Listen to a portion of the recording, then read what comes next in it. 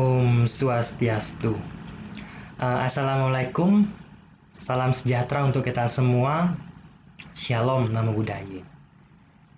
Perkenalkan, nama saya Komang Dandi Andriadi. Saya adalah mahasiswa S2 Akuntansi program Pascasarjana di Universitas Pendidikan Ganesha. Nah, pada kesempatan kali ini saya akan mempresentasikan hasil penelitian saya yang berjudul Penyusunan Analisis Standar Belanja, Kegiatan Sosialisasi dan Kegiatan Bimbingan Teknis pada Satuan Kerja Perangkat Daerah Kabupaten Bangli. Baik, langsung saja kita beranjak ke bagian yang pertama, yaitu Bab 1 Pendahuluan.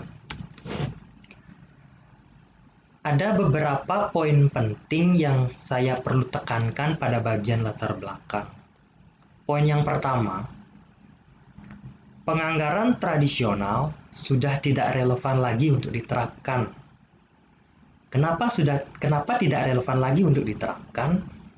Karena dalam penganggaran tradisional itu memiliki beberapa kelemahan. Di antaranya yang pertama, bersifat sentralistik, kemudian masih menggunakan pendekatan incremental atau line item, kemudian tidak memfokuskan pada konsep value money, dan memiliki beberapa kelemahan lainnya yang mana kelemahan-kelemahan tersebut dianggap tidak mampu mengakomodir dinamika perkembangan penganggaran khususnya yang ada di sektor publik. Nah, dari sana kemudian berkembang yang namanya istilah NPM atau dikenal dengan istilah New Public Management sebagai suatu cikal bakal munculnya penganggaran berbasis kinerja. Nah, kemudian saya mencoba untuk mengkaji beberapa literatur berdasarkan artikelnya Dharma Yasa terbitan tahun 2013. Di sana beliau menyatakan bahwa saat ini masih terjadi fenomena ketidakwajaran anggaran belanja pada beberapa SKPD. Maksudnya ketidakwajaran itu masih ada kerancuan penyusunan suatu kegiatan yang sifatnya sejenis, namun masih terjadi ketimpangan nominal anggaran di beberapa SKPD. Itu penelitiannya dilakukan di Kabupaten Jembrani pada tahun 2013. Kemudian solusi yang dapat diberikan itu dengan cara menyusun suatu standar analisis biaya atau yang disingkat dengan ASB. ASB itu merupakan suatu standar ya untuk menilai kewajaran beban kerja atau biaya untuk setiap program atau kegiatan yang akan dilaksanakan oleh satuan kerja dalam 1 tahun anggaran. Itu masuk ke dalam poin 3. Kemudian tidak cukup di sana, saya mencoba untuk menggali beberapa literatur untuk mencari fenomena yang terjadi di sekitar saya. Saya mendapatkan sebuah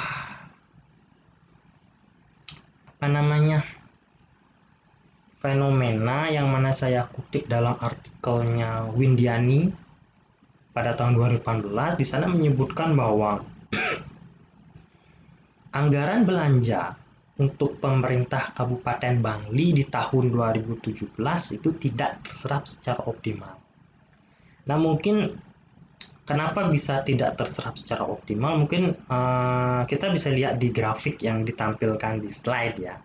Grafik realisasi anggaran belanja Kabupaten Bangli pada tahun 2013 sampai 2017. Fokus utama kita lihat pada tahun 2017, yang mana besaran anggaran biaya yang dianggarkan, ya, anggaran belanja yang dianggarkan pada tahun 2017 itu senilai 991 991,26 miliar rupiah. Nah, dari jumlah ini ternyata yang terrealisasi itu hanya 841,93 miliar rupiah. Nah, kalau kita kalkulasikan, jadikan persentase, itu yang terserap hanya 85%. Sisanya 15% itu merupakan anggaran yang tidak digunakan, istilahnya anggaran nganggur. Nah, dari sana mungkin kita bisa lihat ada sisi positif dan ada sisi negatifnya. Sisi positifnya kita bisa menilai bahwa pemerintah Kabupaten Bangli itu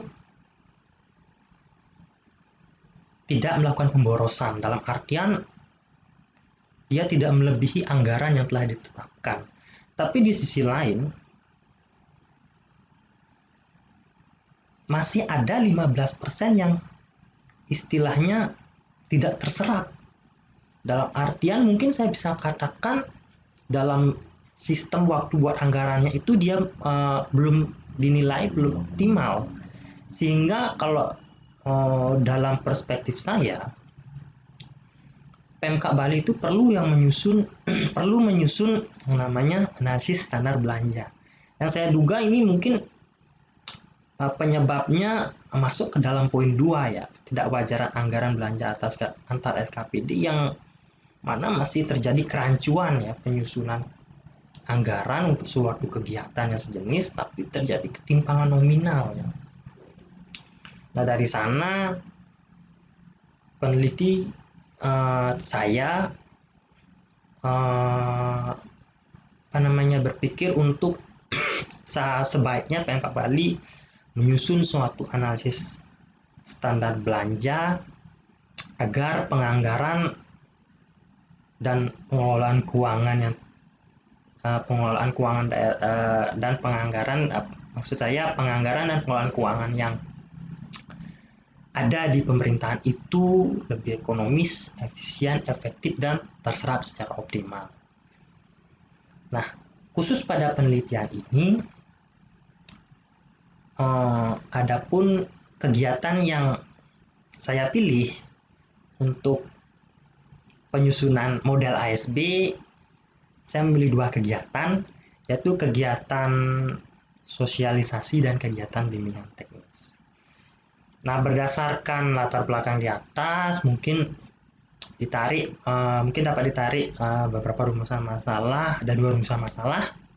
Yang pertama, bagaimana itu model analisis standar belanja untuk kegiatan sosialisasi bagi pemerintah Kabupaten Bangli. Kemudian rumusan masalah yang kedua, bagaimana model analisis standar belanja untuk kegiatan bimbingan teknis pada pemerintah Kabupaten Bangli. Tujuan penelitian ada 2, untuk mengetahui model analisis standar belanja kegiatan sosialisasi bagi pemerintah Kabupaten Bangli. Yang kedua, untuk mengetahui model analisis standar belanja kegiatan bimbingan teknis bagi pemerintah Kabupaten Bangli. Kemudian ada 2 manfaat, secara teoritis dan secara praktis. Secara teoritis itu penelitian ini dapat berkontribusi bagi pengembangan ilmu akuntansi, khususnya dalam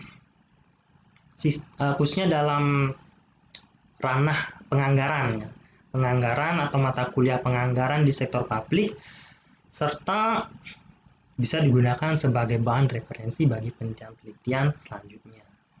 Kemudian manfaat praktis dapat digunakan sebagai bahan referensi penyusunan anggaran bagi pemerintah daerah, khususnya di lingkungan SKPD Kabupaten Bangli. Lanjut ke bagian bab 2, yaitu tinjauan pustaka. Ada beberapa poin yang saya jabarkan dalam tinjauan pustaka. Poin yang pertama mengenai sistem perencanaan penganggaran. Sistem perencanaan itu dimaksudkan untuk mendukung sistem penganggaran. Nah, dalam konteks ini, itu mendeskripsikan atau menjabarkan 2 terminologi yang mana diawali dari sistem perencanaan oleh pemerintah pusat, yang mana pemerintah pusat itu membuat rencana pembangunan jangka pendek, jangka menengah, jangka panjang, yang mana dalam hal ini kemudian diakomodir untuk dijadikan sebuah anggaran, masuk ke dalam sistem anggaran, yang mana nantinya akan diteruskan ke penganggaran pemerintah daerah. Itu ada alurnya sampai pada akhirnya terbentuk yang namanya APBD. Itu ada alurnya dari pemerintah pusat sampai ke pemerintah daerah, disesuaikan dengan kondisi daerahnya masing-masing. Kemudian lanjut ke bagian poin kedua, yaitu anggaran berbasis kinerja. Pas itu anggaran berbasis kinerja, anggaran berbasis kinerja itu dapat didefinisikan sebagai suatu sistem anggaran yang mengutamakan hasil kerja atau output dari setiap program dan kegiatan yang direncanakan. Kemudian poin yang ketiga mengenai definisi yang analisis standar belanja. Analisis standar belanja atau yang bisa disingkat ASB itu merupakan sebuah standar untuk menilai ya, seberapa sih kewajaran beban kerja atau biaya setiap program atau kegiatan yang dilaksanakan oleh suatu satuan kerja. Satuan kerja mungkin bisa berupa SKPD ya, dalam 1 tahun anggaran. Kemudian poin yang keempat mengenai manfaat ASB khususnya bagi pemerintah daerah. Ada beberapa manfaat di sana. Yang pertama, penetapan plafon anggaran menjadi objektif dan tidak lagi berdasarkan intuisi. Yang kedua, dapat menentukan kewajaran biaya untuk melaksanakan suatu kegiatan. Yang ketiga, meminimalisir terjadinya pengeluaran yang kurang jelas yang menyebabkan inefisiensi anggaran. Yang keempat, penentuan anggaran berdasarkan pada tolak ukur kinerja yang jelas. Kemudian yang kelima, besar alokasi menjadi objektif, alokasi belanja. Kemudian argumen yang kuat jika dituduh melakukan pemborosan, dan terakhir manfaat yang terakhir adalah penyusunan anggaran menjadi lebih tepat waktu. Kemudian poin selanjutnya yang saya jabarkan dalam tinjauan pustaka mengenai perilaku belanja. Ada 3 perilaku belanja. Yang pertama, belanja variabel. Belanja variabel itu belanja yang totalnya selalu berubah-ubah intinya, sesuai dengan perubahan target, kinerja, kegiatan pemerintah daerah. Kemudian belanja tetap, namanya tetap belanja yang jumlahnya tetap kan gitu. Atau dengan kata lain, belanja tetap itu merupakan belanja yang di dalam jarak kapasitas tertentu totalnya tetap, meskipun target kerjanya berubah-ubah. Kemudian yang ketiga ada belanja semi variabel. Belanja semi variabel itu merupakan belanja-belanja yang totalnya selalu berubah, tapi tidak proporsional dengan perubahan target kinerja kegiatan yang dilakukan oleh pemerintah daerah. Lanjut ke bagian bab 3, yaitu metode penelitian. Poin yang pertama, variabel penelitian. Ada 2 variabel penelitian yang saya ambil pada penelitian ini. Itu variabel yang pertama itulah variabel dependent. Dependent variabel terikat, variabel hasil atau disingkat dengan atau disimbolkan dengan Y. Variabel dependent pada penelitian ini yaitu total belanja ya, atau total cost dari suatu jenis kegiatan. Kemudian variabel yang kedua saya ambil adalah variabel independen. Variabel independen adalah variabel bebas yang disimbolkan dengan simbol X, yang mana pada penelitian ini variabel independennya adalah pengendali belanja atau cost driver. Kemudian lanjut ke poin yang kedua yang mengenai definisi operasional variabel. Seperti yang saya jelaskan tadi, itu variabel dependennya adalah total belanja. Total belanja kalau didefinisikan sebagai akumulasi belanja ya. Belanja yang mana merupakan penjumlahan dari belanja tetap total dengan belanja tetap total dengan belanja variabel total. Nah, pada variabel dependen total belanja ada 2 kegiatan yang akan saya pilih, yaitu kegiatan sosialisasi dengan kegiatan bimbingan teknis. Kemudian variabel independen. Variabel independen itu yang saya ambil pada penelitian adalah pengendali belanja atau disebut dengan cost driver. Yang mana pengendali belanja atau cost driver itu merupakan faktor-faktor yang mempengaruhi besar kecilnya belanja dari suatu kegiatan. Nah, yang seperti saya katakan tadi kan ada 2 kegiatan. Untuk kegiatan sosialisasi dan kegiatan bimbingan teknis, pengendali biaya atau cost drivernya yang paling sesuai kalau menurut saya itu adalah jumlah peserta dan jumlah hari. Kemudian poin yang ketiga, jenis dan sumber data. Pada penelitian ini saya hanya menggunakan data sekunder, yang mana data sekunder itu berupa RKA, SKPD Pemkab Bali pada tahun 2017, yang mana RKA ini saya bisa download di website resmi Kabupaten Bangli, yang mana website resminya itu banglika.go.id.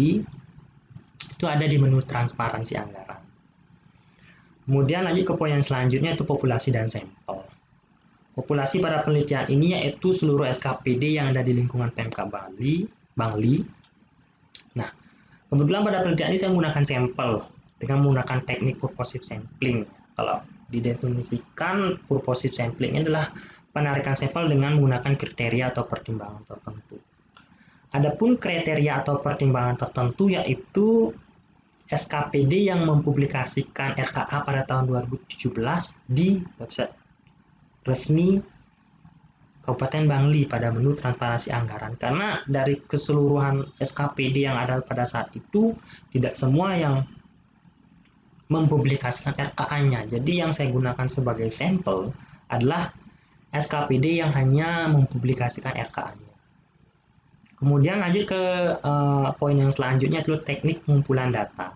Ada 2 jenis teknik pengumpulan data yang saya gunakan, yaitu teknik dokumentasi dan teknik kepustakaan.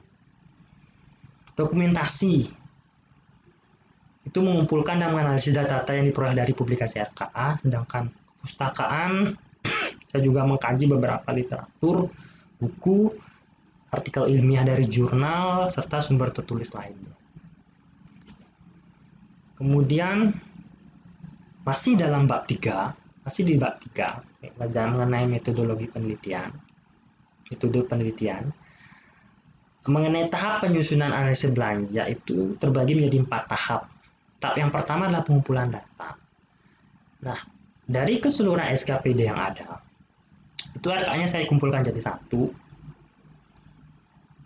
Setelah terkumpul jadi 1, lanjut ke tahap kedua, itu penyetaraan kegiatan. Nah, dari RKA itu saya kumpulkan jadi 1, kemudian saya pilah yang mana yang termasuk dalam kegiatan sosialisasi, yang mana masuk ke dalam kegiatan bimbingan teknis.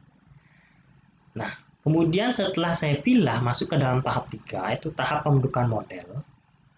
Di setiap kegiatan yang saya pilih, yaitu kegiatan sosialisasi dan kegiatan bimbingan teknis, ada 3 langkah yang akan saya lakukan di sana. Itu yang pertama, saya akan mencari dulu pengendali biaya atau cost driver. Kemudian setelah saya dapatkan cost drivernya, kemudian saya mencari berapa sih nilai belanja tetapnya dan nilai belanja variabelnya. Kemudian setelah diketahui nilai belanja tetap dan belanja variabelnya, kemudian saya menentukan nilai rata-rata, batas atas dan batas bawahnya. Begitu juga dengan kegiatan bimbingan teknis, untuk bimbingan teknis sama.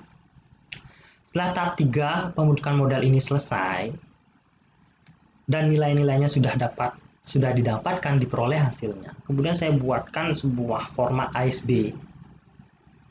Masuk ke dalam tahap 4 ya, pendokumentasian ASB itu ada format dokumen khusus ya, sebagai biar pengguna, dalam hal ini si pembuat anggaran, mudah untuk memahami ASB tersebut. Lanjut ke bagian bab 4, yaitu hasil penelitian. Tahap yang pertama, tahap pengumpulan data. Pada tahap ini, kegiatan dari seluruh SKPD dikumpulkan.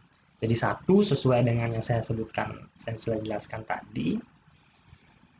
Nah, ada 23 SKPD, ternyata ada 23 SKPD yang mempublikasikan RKA-nya dari 32 total SKPD yang ada di Kabupaten Bali pada saat itu. Jadi, kalau menurut saya, total 32 sedangkan datanya ada 23, menurut saya ini sudah cukup untuk mewakilkan kegiatan-kegiatan yang ada di atau kegiatan-kegiatan yang dilaksanakan oleh SKPD Kabupaten Bangli. Berikut juga di slide sudah ditampilkan ke-23 SKPD yang menjadi objek pada penelitian ini. Kemudian setelah selesai pada tahap 1, tahap pengumpulan data, lanjut ke tahap 2, tahap penyetaraan kegiatan. Ada 2 kegiatan kan, kegiatan sosialisasi dan kegiatan bimbingan teknis. Untuk kegiatan sosialisasi, setelah saya lakukan penyetaraan, ternyata diperoleh 6 kegiatan. Kemudian untuk kegiatan BIMTEK, bimbingan teknis, ada 12, totalnya ada 12 kegiatan. Nah, setelah saya peroleh kegiatan-kegiatan ini, lanjut ke tahap 3. Tahap 3 itulah penentuan model. Nah, dalam tahap 3, penentuan model, ada 3 langkah lagi. Yang pertama, kita mencari pengendali biayanya dulu, cost driver.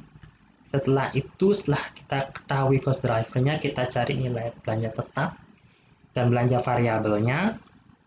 Setelah kita ketahui nilai belanja tetap dan belanja variabelnya, kemudian kita cari nilai rata-rata, batas atas dan batas bawahnya. Langkah pertama, yaitu kita mencari pengendali biayanya atau cost drivernya. Nah, kebetulan untuk kegiatan sosialisasi dan kegiatan bimbingan teknis, untuk cost drivernya yang paling cocok adalah jumlah peserta dan jumlah hari. Kemudian setelah cost drivernya sudah ditentukan, kita baru bisa menghitung atau mencari nilai belanja tetap dan belanja variabel. Nah, untuk mencari nilai belanja tetap dan nilai belanja variabel, itu bisa kita menggunakan 3 metode. Metode scatter plot, metode high-low, dengan metode least square. Kalau metode scatter plot kita menggunakan grafik. Saya akan menggunakan grafik untuk memplot titik-titik dari total anggaran dengan cost drivernya. Nanti kita bisa buat bisa membuat suatu perkiraan rentang garis. Nanti saya tampilkan grafis scatter plotnya. Kemudian metode yang kedua, metode high-low, kita memilih 2 titiknya, titik tertinggi dan titik terendah. Kemudian kita hitung berapa nilai belanja tetap dan berapa belanja variabelnya. Kemudian untuk metode yang terakhir, least square atau kuadrat terendah, saya menggunakan bantuan aplikasi SPSS di sini, karena kalau kita menghitung manual itu sangat kompleks perhitungannya. Nah, ini untuk metode scatter plot, untuk kegiatan sosialisasi dan kegiatan bimbingan teknis. Untuk gambar yang ini, untuk kegiatan sosialisasi mungkin terlihat jelas. Dari kita bisa menggambar suatu garis dari titik ini ke titik ini. Jadi kalau secara visual, ini karena sifatnya sangat objektif, menurut saya untuk rentang belanja yang dikatakan aman atau menurut dikatakan wajar itu jika berada pada garis yang berada pada titik-titik ini. Untuk kegiatan bimbingan teknis mungkin garisnya bisa kita buat dari sini, itu dibuat ke sini. Itu merupakan rentang visual objektif kalau menurut saya yang bisa dikatakan bahwa belanja itu wajar. Di sini juga kita lihat ada 2 titik yang bisa dikatakan outlier. Nanti bisa di metode lain bisa kita cek itu apakah itu termasuk outlier atau tidak. Lanjut, nah ini untuk metode high-low. Untuk metode high-low kita tentukan dulu cost driver dan jumlah anggaran yang mana yang paling tinggi dan yang mana yang paling rendah. Untuk kegiatan sosialisasi, ternyata Dinas Kesehatan yang memiliki anggaran yang paling tinggi dengan beban kerja yang paling tinggi juga. Di sisi lain, Dinas Kesehatan yang juga memiliki anggaran yang tinggi dengan beban kerja anggaran yang rendah dengan beban kerja yang rendah juga. Kita cari selisihnya, baru bisa kita tentukan nilai belanja variabel. Belanja variabel untuk konteks ini saya simbolkan dalam simbol B, yang mana dihitung dari selisih jumlah anggaran itu 45 juta dibagi dengan 584 diperoleh belanja variabelnya 77.054,79. Kemudian hasil ini disubstitusikan ke salah satu persamaan, itu bisa ke titik tertinggi atau titik terendahnya. Nah, untuk konteks ini saya gunakan persamaan yang titik tertinggi. Saya substitusi sehingga didapatkan nilai A-nya sebesar ini. Nah, nilai A dapat, nilai B dapat, kita langsung masukkan ke dalam persamaan. Fungsi belanjanya itu Y sama dengan A tambah BX, yang mana nilai A-nya adalah ini, dan nilai B-nya adalah nilai ini. Sehingga, berdasarkan metode Haiglo, fungsi belanja untuk kegiatan sosialisasi adalah Y sama dengan 3.458.904 ditambah dengan 77.054 rupiah X. Kemudian untuk kegiatan BIMTEK, bimbingan teknis sama.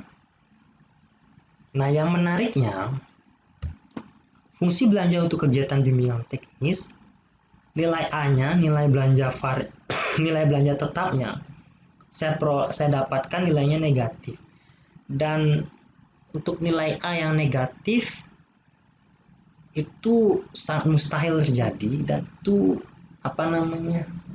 berarti ada yang salah dengan datanya kan itu. Mungkin dalam hal ini data titik tertinggi dengan data terendah itu merupakan outlier. Jadi ini tidak bisa digunakan untuk membuat sebuah fungsi untuk menilai kewajaran suatu anggaran. Jadi kesimpulannya untuk metode Haiglo, saya tidak akan gunakan sebagai patokan utama untuk disajikan dalam hasil penelitian. Nah, untuk memperbaiki metode Haiglo ini bisa menggunakan metode alternatif lain, yaitu metode least square kan. Metode least square saya menggunakan bantuan aplikasi SPSS. Setelah saya input ke SPSS untuk kegiatan sosialisasi, nilainya signifikan dan R-square-nya juga besar. Jadi fungsi belanja untuk kegiatan sosialisasi yang saya peroleh, ini nilai A-nya, ini nilai B-nya, dengan koefisien determinasi 90%. Jadi saya nilai bahwa fungsi belanja untuk kegiatan sosialisasi dengan metode least square dapat mewakili atau dapat digunakan untuk menilai kewajaran suatu kegiatan yang dianggarkan. Kemudian di sisi lain untuk kegiatan bimbingan teknis, hasilnya signifikan dengan koefisien determinasinya 50%, ya. Saya kira 50% sudah cukup untuk menggambarkan model. Jadi untuk fungsi belanja kegiatan bimbingan teknis, nilai A dan nilai B kita ambil di sini. Jadi untuk persamaannya ini dengan koefisien determinasi 50%, 50,3%, ya saya kira sudah bisa mewakili model untuk merumuskan kewajaran dari suatu anggaran. Kemudian setelah kita tentukan berapa nilai A dan berapa nilai B, lanjut ke langkah yang ketiga, itu kita menentukan nilai rata-rata, batas atas, dan batas bawah. Untuk rumusnya sudah disajikan di slide. Itu kita hitung dulu berapa min dari masing-masing objek belanja, kemudian kita hitung standar deviasinya. Nah, untuk menghitung min dan standar deviasi juga menggunakan bantuan software SPSS. Kemudian saya masukkan ke rumus sehingga didapatkan tabel ini. Alokasi objek belanja untuk kegiatan sosialisasi dan alokasi objek belanja untuk kegiatan bimbingan teknis. Lanjut. Nah, ini tahap yang terakhir, tahap yang keempat adalah tahap pendokumentasian analisis standar belanja. Ada dua kegiatan, sosialisasi dan kegiatan bimbingan teknis. Nah, untuk tahap pendokumentasian itu sebenarnya ada format khusus. Yang pertama kita buat dulu judul ASB-nya dan nomornya dan juga nama kegiatan. Setelah dibuat, kita buatkan deskripsi singkat mengenai kegiatan itu. Setelah buatkan deskripsi, kita sajikan apa cost drivernya, kemudian berapa nilai belanja tetap atau A-nya per kegiatan, kemudian kita sajikan juga berapa belanja variabelnya atau nilai B-nya per kegiatan, per cost driver. Kemudian kita sajikan rumus perhitungan belanja totalnya atau Y-nya yang pada konteks ini saya menggunakan hasil dari metode least square karena itu yang paling cocok menurut saya. Setelah disajikan rumus perhitungan belanja totalnya, terus disajikan alokasi objek belanjanya. Begitu juga sama juga dengan kegiatan bimbingan teknis untuk formatnya. Lanjut ke bagian bab 5, itu penutup. Di bagian penutup ada kesimpulan dan saran. Kesimpulan. Penelitian ini menghasilkan suatu model analisis standar belanja untuk kegiatan sosialisasi dan kegiatan bimbingan teknis. Model prediksi yang dihasilkan untuk kegiatan sosialisasi adalah Y sama dengan 1.108.851 ditambah dengan 77.012 rupiah X, dan model prediksi yang dihasilkan untuk kegiatan bimbingan teknis adalah Y sama dengan 19.672.476 ditambah 530 104X. Nah, ini model prediksi ini yang saya pilih dengan menggunakan metode least square. Karena kalau metode scatter plot dengan metode Haik-Low itu susah dan kurang akurat. Kemudian saran. Adapun saran-saran yang dapat saya berikan itu penelitian selanjutnya disarankan untuk menggunakan data dari berbagai tahun sehingga data bersifat lebih representatif dan bisa menghasilkan model prediksi yang lebih baik lagi. Kemudian penelitian selanjutnya diupayakan untuk menggunakan data dari seluruh SKPD, karena pada penelitian ini kan saya hanya menggunakan sampling. Dari 32 total SKPD, saya hanya mendapatkan datanya 23 SKPD. Sebenarnya itu tidak disarankan untuk menggunakan sampling, karena ada asumsi demokrasi.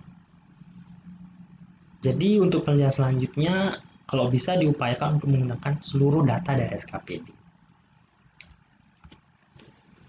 Baik, mungkin sekian presentasi dari saya. Mohon maaf jika penyajian materi ada yang keliru atau mungkin ada yang salah. Dan mohon maaf yang sebesar-besarnya jika ada salah kata yang kurang berkenan. Untuk itu, akhir kata presentasi ini saya tutup dengan menghaturkan Paramasanti. Om Santi Santi Santi Om.